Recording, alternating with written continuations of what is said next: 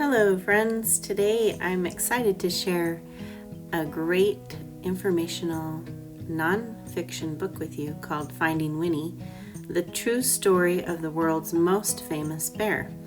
It was written by Lindsay Maddock and illustrated by Sophie Blackall. The illustrations are just beautiful. This book won the Caldecott Medal in 2015. And this is just a picture of the end cover so that you can see some of the beautiful illustration. Remember that some of the important criteria for evaluating informational nonfiction are, number one, that it needs to have accurate facts. Well, this doesn't look like a book that has facts, does it? But indeed it is. This is a book about the true story of Winnie the Pooh. The fun thing that I love about this book is it has 3 parts to it. You can see a picture here of a mother and her son, and the little boy says, "Could you tell me a story?" asked Cole. "It's awfully late. It was long past dark and time to be asleep." "What kind of story?" "You know, a true story, one about a bear." We cuddled up close. "I'll do my best," I said. So again, within this book, I told you that there were a couple of important parts. You can see up in the upper left hand, there is a picture of the little boy and his mother, the one who's telling the story. And I love how the little boy interjects his questions and thoughts throughout the story. For example, I'll read this part. It says, "A very long time ago, about 100 years before you were born, there was a veterinarian who lived in Winnipeg. His name was Harry Colburn." "A vegetarian?" said Cole. "Bear doesn't like vegetables." "A veterinarian. It means an animal doctor." "I know that," Cole said. "That's what I'm going to be, maybe when I'm big." If a horse had the hiccups or a cow had a cough, Harry knew how to make them feel just right. Harry's hands were never cold, even in Winnipeg, where winters are so frosty that icicles grow on the insides of your nose. That was just the kind of doctor that he was. The story goes on to talk about the day that Harry had to leave Winnipeg. He enlisted in World War I and was going across the ocean to fight in the war. And here I just think the illustrations show maybe how he was feeling. He looks a little bit nervous or afraid. Even though this is an informational text, it won the Caldecott Award for illustrations, and you can see why. The story goes on to say how the train kept going until it stopped, and Henry got off the train, and there was a man sitting on a bench, and the writing says, "On the train platform was a man on a bench with a baby." "A baby?" said Cole, annoyed. Again, the little interjection of the storytelling is in this story. The baby actually turned out to be a bear cub. And this is another criteria for evaluating nonfiction. Is it believable? Well, this kind of seems a little bit outlandish, but you'll see why in a little bit, why this really is believable. So Henry actually ended up buying the bear for $20, and the colonel didn't seem very happy, but as soon as he addressed Henry, and the bear stood up on its legs as if he were saluting the colonel, and everybody thought that was pretty amazing. I love this page. You can see the bear is right there on the tip of the boat. And I think I forgot to tell you that Henry named the bear Winnie in remembrance of his hometown, Winnipeg. This page says, "Nobody ever tried to float so many people and animals across the Atlantic before.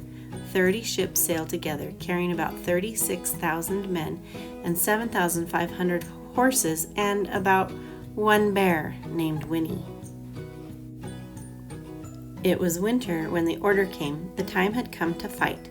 Winnie posed proudly with the men for pictures to send home to their families. Harry thought for a long time. His head argued one way and then the other, but his heart made up his mind. He went to Winnie and said in a serious way, "There's somewhere we need to go." Winnie brushed the mud off her nose and nuzzled in close. Harry ended up taking Winnie to the London Zoo for safekeeping while he was being shipped out to France. So here is a picture of that. You'll have to get the book to find out exactly what happened. But again, here is the little, up in the upper right hand corner, the little picture of Cole and his mother. He's listening to the story and he says, "Is that the end?" "That's the end of Harry and Winnie's story," I said. "But I don't want it to be over," said Cole. "Sometimes," I said, "you have to let one story end so the next one can begin." "How do you know when that will happen?" "You don't," I said, "which is why you should always carry on." Now here comes the next part of the story. This says, "Once upon a time there was a little boy with a stuffed bear. He'd had his bear ever since he was a baby, but somehow the boy had never found the right name for him. He'd tried Teddy and Edward and even Big Bear. That bear probably looks familiar to you. This is the rest of the story of Winnie the Pooh. This is Winnie the Pooh and Christopher Robin. The boy and his father went to the zoo, the London Zoo, and there was a bear, and it was Winnie. And as it turns out, the boy's father was Alexander Milne, who was the author of Winnie the Pooh books. And his little boy was Christopher Robin Milne. And the boy and the bear became very good friends. They visited the zoo often.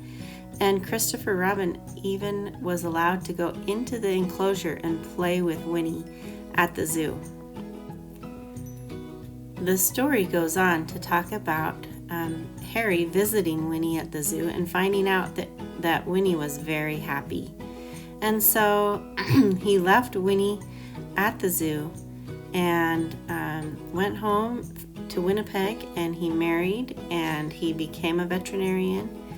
And he had a son named Fred, and Fred had a daughter named Lauren, and Lauren had a daughter named Lindsay, and Lindsay was the person telling the story, the mother, and the little boy named Cole was her son, and he was named after her great-great-grandfather, after his great-great-grandfather, Captain Harry Colburn, the main character in this story. And I love the illustration with the family tree to explain how this all took place. Now, the last part of this story is actually a family album, and it has pictures of Harry as a young soldier. This is a picture of Harry's diary, and it even talks about the day on August 24th, 1914, when he bought a bear for $20.